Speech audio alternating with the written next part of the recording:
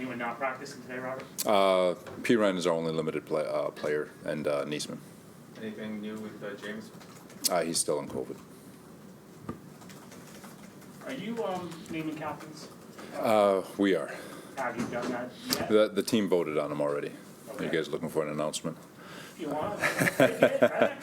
No, I'll be more than happy. So on offense, we have two of them. It's Corey Davis and Zach Wilson. And then on defense, it's C.J. Mosley and Foley. And special teams is Hardy. And every week we'll have one nomination from the coaching staff. In your experience, is it unusual for a rookie to be named a captain by his teammates? You know, I don't know. You know, when I did see it, I was like, oh, look at that. You know, so it's I think it's more of a testament to him and the way he's been able to conduct himself here. And like I said, I mean, you go to the cafeteria and he's hanging out with his old lineman. He's got a infectious personality. So credit to him and the way he's handled himself so far.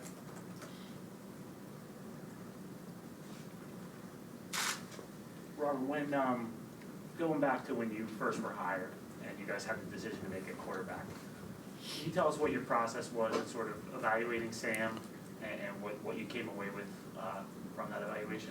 So, you know, evaluating Sam, obviously, I've already got the belief, we all do, that, you know, it's not just the quarterback who has to win football games. It's everybody. It's the entire organization. And so you evaluate all those different things. So you just look at Sam as a football player, his knowledge, the way he conducts himself, his arm talent, his size, his ability to run and go off schedule, just everything. We felt in the evaluation process that Sam is definitely an NFL player, starter, has a chance. Just give him a chance. Let him continue to work and prove that he was worthy of the draft pick that he was. And so the initial evaluation on Sam, obviously, and it hasn't changed, is still very favorable. He's a very talented quarterback. He's a very talented young man. And he's someone who just needs an opportunity to go showcase who he is and prove that he's worthy of what he was drafted at. There were factors in that decision for Joe, like, you know, when he was going to get a contract extension, things like that coaches probably aren't thinking about. Did you hash those out with Joe? Like, did you guys have a lot of conversations like that, or did you kind of just leave that?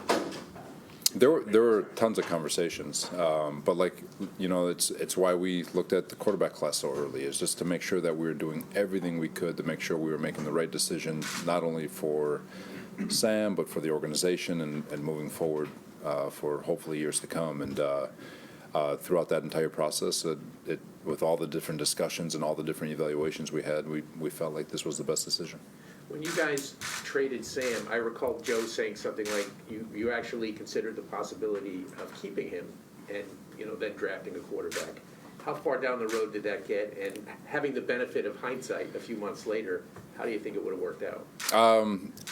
First, it went pretty far. Obviously, you see how late in the process Sam was traded.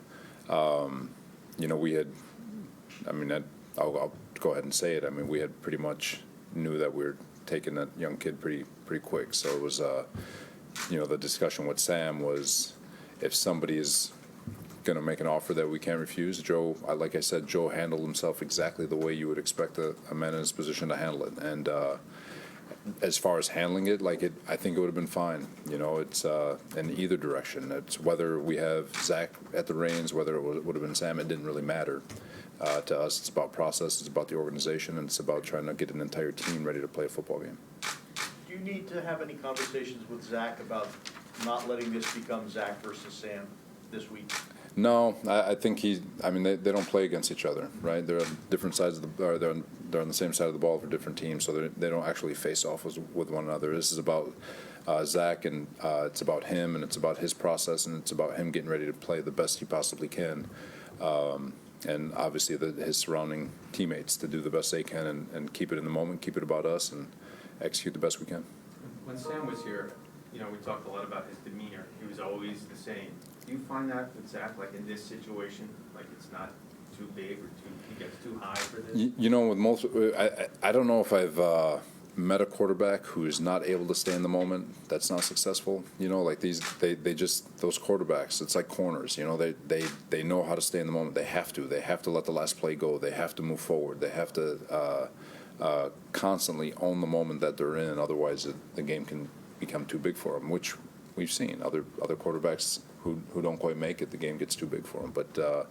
But you see that in Zach. He is in the moment. He's always, I mean, as soon as a play happens, he's trying to grasp it real quick. You know, when he gets to the side and in all our team periods, when he's not up, he's asking questions to recap and learn so he can get back to work. So he's got a good mindset to him, and I just got to go put it to work. When Zach had the green and white scrimmage, I remember you saying he was a little amped up to perform in front of the fans for the first time, and it may have contributed to an up and down performance.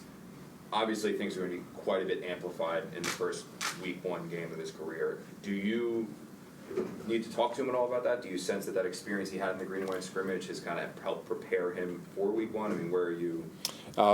It's going to be a new experience. You hope he can recall some of that stuff. Obviously, you know, it's all about preparation. You know, with the green and white game, we were still in practice mode, so it's not necessarily a game plan. So we're throwing a lot of stuff defensively. It's random play calling on offense, and you're just playing football, and then you're doing it in front of fans. So you can get more amped because you're not in control of the situation because you're not exactly prepped for the moment. Hopefully I'm making sense here. With game day, his amp is not going to be because he's not prepared. He's going to have a game plan. He's going to know what he's looking for. He's going to know the play calls that are coming in with the first 15. It's just going to be excitement.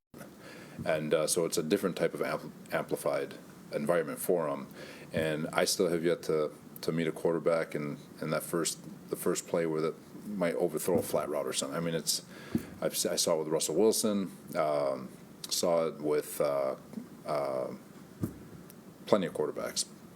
With him, I do have a feeling he's going to get right into the moment. He's going to settle into the game, and he's going to do just fine. What about Robert? Sometimes with young quarterbacks, they fall into the hero ball trap. You know, you guys are down a little bit. He's trying to win the game with one throw. Do you worry about that at all? Do you talk to him about that? That comes to that goes back to the play caller and obviously the quarterback, and always staying in the moment and making sure that the game, because games can get out of hand in the same way if you're trying to score and quick strike, and just stay in the moment, stay with your process, trust your preparation. Explosives will happen with discipline, and but you know there's going to be times where we take shots. So, but don't feel like you have to take a shot just to take a shot. So I think that's where LaFleur comes in. I think his preparation, the way he goes about his day-to-day operation to get himself set up for play calling. I think they're already thinking about all that stuff. So I don't think it's an issue.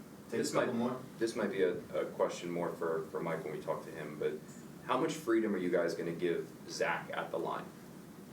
That's probably, you know, I'd imagine that there's, you know, this system, I'll just go back with this system. This system is filled with cans and options, right?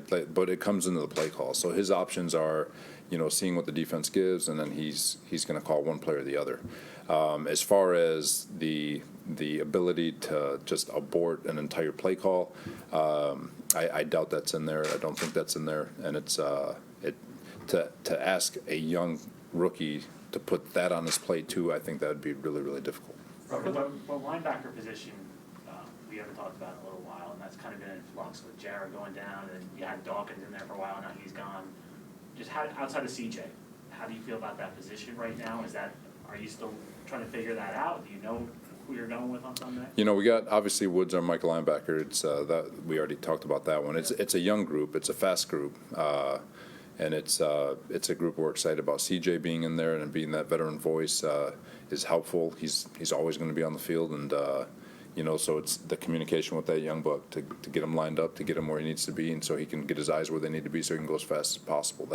So we're excited about that young group, that linebacker group, and it makes it even better with CJ being in there. Is the third spot Cashman? Is it Hamza? As of now, those two are battling it out, but I would just go ahead and say that Hamza's probably going to get the first run at it. Coach, with it being your first season as a head coach here too, do you and Zach go over game situations together, and is that a learning experience you guys have shared? So far, we have not. Obviously, he's going through his. Are you talking about this week? Yeah. Yeah. So just from a game planning standpoint, I haven't had a chance to sit down and talk with him yet. He's caught up in his process first, and I've been able to sit with LaFleur and the coaches and all that, and just go through what they're seeing, and I'll get more of an opportunity to talk through stuff, and as the week goes. Do Rich and then Al. I just wanted to clarify something, Robert. So Sherwood is the mic, Yeah. but CJ will CJ have runs the speaker, huddle. right? CJ runs the huddle. Yeah. Correct. Got it. With Corey, what has he brought to this team, you know, and what do you think he's gonna mean to this team? I know he's the captain, but you talked earlier about him being an adult. Yeah. What can you say about him?